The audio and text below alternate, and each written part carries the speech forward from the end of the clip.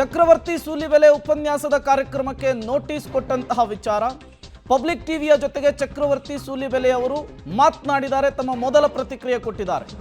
Notice ಅನ್ನು ಕೊಟ್ಟಿದ್ದಕ್ಕೆ ಚಕ್ರವರ್ತಿ ಸೂಲಿಬೆಲೆ ಕೆಂಡಾಮಂಡಲರಾಗ್ಬಿಟ್ಟಿದ್ದಾರೆ.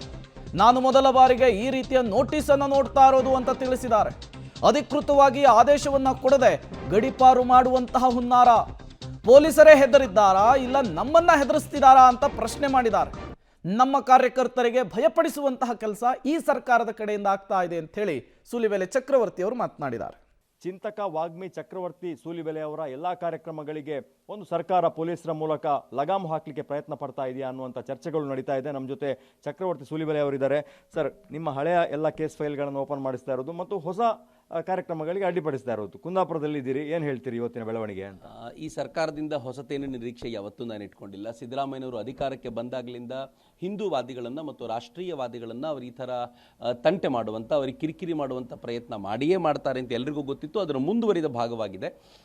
ಆದರೆ ಒಂದು ಇಡೀ ಸರ್ಕಾರಕ್ಕೆ ಒಂದು ಹೆದರಿಕೆ ಇದೆಯಲ್ಲ, ಅವರು ಮಾಡುತ್ತಾ ಇರುವಂಥ ತಪ್ಪುಗಳು ಎಷ್ಟಿದೆ ಅಂತಂದರೆ, ಈ ತಪ್ಪುಗಳನ್ನು ಸಮಾಜಕ್ಕೆ ಯಾರಾದರೂ ತಿಳಿಸ್ಬಿಡ್ತಾರೆ ಅನ್ನುವಂಥ ಹೆದರಿಕೆ ಅವ್ರಿಗೆ ಎಷ್ಟರ ಮಟ್ಟಿಗೆ ಕಾಡ್ತಾ ಇದೆ ಅಂತಂದರೆ, ಇದು ಆತಂಕದ ಭಾವದಲ್ಲಿ ಸರ್ಕಾರ ಇದೆ ಅಂತ ನಾನು ಭಾವಿಸ್ತೀನಿ. ಈ ಕಾರಣಕ್ಕೆ ಚಕ್ರವರ್ತಿ ಸೂಲಿಬೆಲೆ ಅಷ್ಟೇ ಅಲ್ಲದೆ ಈ ಭಾಗದಲ್ಲಿ, ಕರಾವಳಿಯ ಭಾಗದಲ್ಲಿ ಕಲ್ಲಡ್ಕ ಪ್ರಭಾಕರ್ ಭಟ್ರಾಗಿರ್ಬೋದು, ಶರಣ್ ಪಂಪೆಲ್ ಆಗಿರ್ಬೋದು, ಮತ್ತು ಇಡೀ ರಾಜ್ಯದಲ್ಲಿ ಅನೇಕ ಹಿಂದುತ್ವವಾದಿಗಳನ್ನು ಮತ್ತು ರಾಷ್ಟ್ರೀಯ ಚಿಂತಕರನ್ನು ಈ ಥರ ಅವರು ಪ್ರತಿಬಂಧಿಸುವಂಥ ಪ್ರಯತ್ನ ಮಾಡ್ತಾ ಇದ್ದಾರೆ. ಇದಿನ್ನೂ ಮುಂದುವರಿಯುತ್ತೆ ಅಂತ ನನಗನ್ಸುತ್ತೆ. ಸರ್, ನಿಮಗೆ ನಿಯಮಗಳನ್ನು ಹಾಕಿದ್ದಾರೆ, ನೀವು ಮಾತನಾಡುವ ವಿಚಾರ ಮತ್ತು ಯಾವುದೇ ನಾಯಕರ ಹೆಸರನ್ನು ಎತ್ತುವ ಹಾಗಿಲ್ಲ ಅಂತೇಳಿ, ಅದು ಸಾಧ್ಯನಾ? ಹೇಗೆ ಸಾಧ್ಯ? ಈಗ ನೀವು ಬಂದು ನನ್ನ ಹತ್ರ ಮೈಕ್ ಹಿಡಿದಿದ್ದೀರಿ, ಕ್ಯಾಮ್ರಾ ಹಿಡಿದಿದ್ದೀರಿ, ನಾನು ರಾಜಕೀಯ ಮಾತಾಡಬಾರ್ದು ಅಂತ ಹೇಳಲಿಕ್ಕೆ ಇವ್ರು ಯಾರು ಬಂದು ನನಗೆ ರಾಜಕೀಯ ಮಾತಾಡಬಾರ್ದು, ಇದನ್ನು ಈ ಥರದೊಂದು ನಿಯಮ ಈ ದೇಶದಲ್ಲಿ ಯಾವತ್ತಾದರೂ ಇದೆಯಾ ಅಂತಲೇ ನನಗೆ ಪ್ರಶ್ನೆ ಕೇಳಬೇಕಾಗಿದೆ.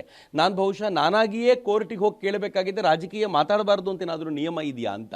ಇದು ಬಹಳ ಗಂಭೀರವಾಗಿರುವಂಥ ಸಮಸ್ಯೆ. ಅನೇಕ ಬಾರಿ ಕೋಮುದ್ವೇಷ ಬಿತ್ತಬೇಡಿ ಅನ್ನುವಂಥ ಲೆಟರ್ಗಳನ್ನು ಕೊಡ್ತಾರೆ. ಅದು ಸಹಜ, ಒಪ್ಕೊಳ್ತೀನಿ ನಾನು. ಯಾರೇ ಭಾಷಣಕ್ಕೆ ಬಂದರೂ, ಸ್ವತಃ ಸಿದ್ದರಾಮಯ್ಯನವ್ರ ಭಾಷಣಕ್ಕೆ ಬಂದರೂ ಪೊಲೀಸರಿಗೆ ಇರುತ್ತೆ, ಕೋಮುದ್ವೇಷ ಬಿತ್ತಬೇಡಿ, ಜಾತಿಯ ವಿಷ ಬೀಜವನ್ನು ಬಿತ್ತಬೇಡಿ, ಜಾತಿ ಗಣತಿಯ ನೆಪದಲ್ಲಿ ಜಾತಿಗಳ ನಡುವೆ ಬೆಂಕಿ ಹಚ್ಚಬೇಡಿ, ಹಿಂದೊಮ್ಮೆ ಹೇಗೆ ವೀರಶೈವ ಲಿಂಗಾಯತರ ನಡುವೆ ನೀವು ಬೆಂಕಿ ಹಚ್ಚಿದ್ರೋ ಹಾಗೆ ಎಲ್ಲ ಕಡೆ ಒಂದೊಂದು ಜಾತಿಗೆ ಬೆಂಕಿ ಹಚ್ಚಬೇಡಿ ಅಂತ ಎಲ್ರಿಗೂ ಹೇಳುವಂಥ ಪ್ರಕ್ರಿಯೆ ಇದ್ದಿದ್ದೆ. ಇದರಲ್ಲೇನು ವಿಶೇಷವಾಗಿರುವಂಥ ಸಂಗತಿ ಅಲ್ಲ. ಆದರೆ ಎರಡನೇದಿದೆಯಲ್ಲ, ನೀವು ನಿಮ್ಮ ಟಾಪಿಕನ್ನು ಬಿಟ್ಟು ಬೇರೆ ಮಾತನಾಡಬೇಡಿ, ನೀವು ರಾಜಕೀಯ ಮಾತಾಡಬೇಡಿ.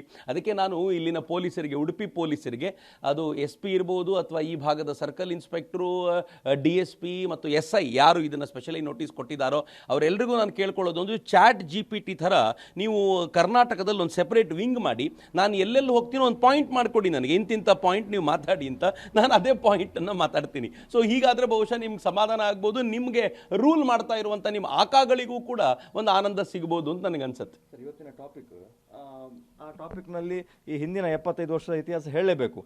ಏನು ಪ್ಲ್ಯಾನ್ ಮಾಡ್ಕೊಂಡು ಬಂದಿದ್ರಿ? ಈ ಥರದೊಂದು ನೋಟಿಸ್ ಬಂದಿರೋದ್ರಿಂದ ನಿಮ್ಮ ಪ್ಲ್ಯಾನ್ ಏನಾದರೂ ಹೋಮ್ವರ್ಕ್ ಬೇರೆ ಮಾಡಬೇಕಾಗ್ತದಾ? ಇಲ್ಲ, ನನ್ನ ಪ್ಲ್ಯಾನಲ್ಲಿ ಯಾವತ್ತೂ ಚೇಂಜಸ್ ಭಾಳ ಏನು ಇರೋದಿಲ್ಲ. ಆದರೆ ನಾನು ಯಾವತ್ತೂ ತೆಗೆದುಕೊಳ್ಳುವಾಗ ಇತಿಹಾಸದ ವಿಚಾರಗಳನ್ನು ತೊಗೊಂಡು ಬರ್ತೀನಿ. ನಾನು ಭಾರತೀಯ ತತ್ವಶಾಸ್ತ್ರದ ವಿಚಾರಗಳನ್ನು ತೆಗೆದುಕೊಂಡು ಬರ್ತೀನಿ.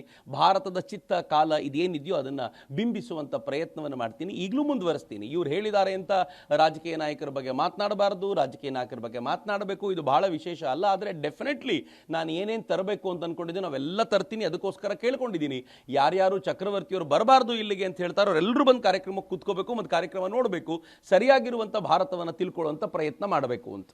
ಸರ್, NSV ಈ ಥರದೊಂದು ನೋಟಿಸನ್ನು ಕೊಟ್ಟಿದೆ. ಇದು ಕೇವಲ ಹಿಂದುತ್ವ ಮತ್ತು ಈ ಥರದ ಚಟುವಟಿಕೆಯಲ್ಲಿ ಇರುವವರಿಗೆ ಮಾತ್ರನಾ ಅಥವಾ ಎಲ್ಲವರಿಗೆ ಅನ್ವಯಿಸಬೇಕಾ ಅಂತೇಳಿ ನಿಯಮ ಇದು? ಒಂದು, ಈ ಥರದ ಯಾವುದೇ ನಿಯಮಗಳು ಸರಿಯೇ ಅಲ್ಲ.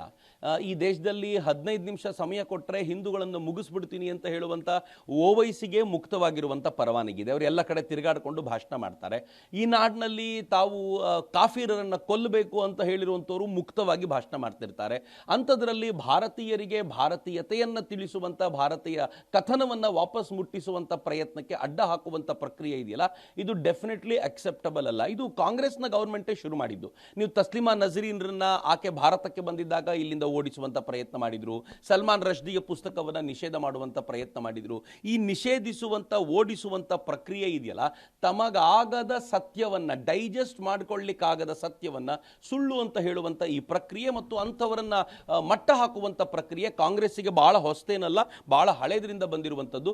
ಹೀಗಾಗಿ ಕಾಂಗ್ರೆಸ್ ಇದನ್ನ ಸರಿ ಮಾಡ್ಕೊಳ್ಳೋದು ಒಳ್ಳೇದು ಅಂತ ನನಗನ್ಸುತ್ತೆ. ಈ ಕಾರ್ಯಕ್ರಮ 3 ದಿವಸದ ಚೌಕಟ್ಟು ಹಾಕಿಕೊಂಡಿದೆ, ಅದೇ ರೀತಿ ನಡೀತದೆ.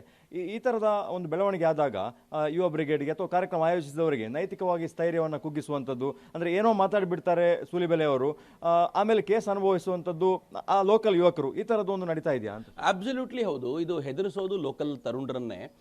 ಬಟ್ ಕುಂದಾಪುರದ ಜನತೆ ನಮ್ಮ ಯುವ ಬ್ರಿಗೇಡ್ನ ಜೊತೆಗೆ ಮತ್ತು ಇಲ್ಲಿ ಎಲ್ಲ ಸಂಘಟನೆಗಳು ಜೊತೆಯಾಗಿವೆ. ಮುಖವಾಣಿ ಯುವ ಬ್ರಿಗೇಡ್ ಆದರೂ ಕೂಡ ಎಲ್ಲ ಸಂಘಟನೆಗಳು ಜೊತೆಯಾಗಿ ನಿಂತು ಈ ಕಾರ್ಯಕ್ರಮವನ್ನು ಮಾಡ್ತಾ ಇವೆ. ಹೆದರಿಸುವಂತ ಪ್ರಯತ್ನ ಮಾಡಿದಾಗ ನಮ್ಮವ್ರು ಹೆದರುವಂತ ಲಕ್ಷಣ ಏನೂ ಇಲ್ಲ. ಬಟ್ ನಿನ್ನೆ ತಾನೇ ಅವರನ್ನ ಕರೆಸಿ ಕೂರಿಸ್ಕೊಂಡು ತುಂಬಾ ಹೊತ್ತು ಮಾತನಾಡಿ ಒಂದು ಅರ್ಧ ಗಂಟೆಗಳ ಕಾಲ DSP, SI ಮತ್ತು ಸರ್ಕಲ್ ಇನ್ಸ್ಪೆಕ್ಟರ್ ಮಾತನಾಡಿ ಮಂಗಳೂರಿನ ಥರ ಇಲ್ಲಿ ಘಟನೆ ಆಗೋದು ಬೇಡ ಅಲ್ವಲ್ಲ ಅನ್ನೋ ಥರ ಹೆದರಿಸುವಂತ ಒಂದು ಪ್ರಕ್ರಿಯೆ ಇದೆಯಲ್ಲ.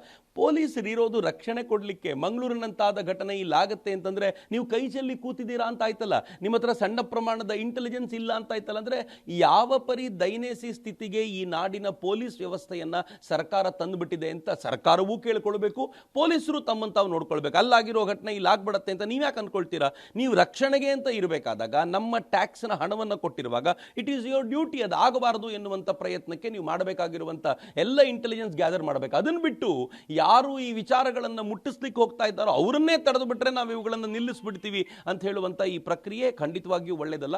ಬಟ್ ನಮ್ಮ ಹುಡುಗರು ಹೆದರುಕೊಳ್ಳುವಂಥ ಜಾಯಮಾನದವರೇನಲ್ಲ, ಡೆಫಿನೆಟ್ಲಿ ನಾವು ಮಾಡ್ತೀವಿ. ಯಾಕೆಂದರೆ ಇದು ಮೊದಲನೇ ಬಾರಿ ಅಲ್ಲ, ಹಿಂದೆ ಕುಂದಾಪುರದಲ್ಲಿ ಈ ಥರದ ಕಾರ್ಯಕ್ರಮಗಳಾಗಿವೆ, ಗಲಾಟೆಗಳು ಆಗಿವೆ. ಆಗಲೂ ಕೂಡ ನಾವು ಕಾರ್ಯಕ್ರಮ ಮಾಡಿದ್ದೀವಿ, ಈಗಲೂ ಮಾಡ್ತೀವಿ, ಮುಂದೆಯೂ ಮಾಡ್ತೀವಿ.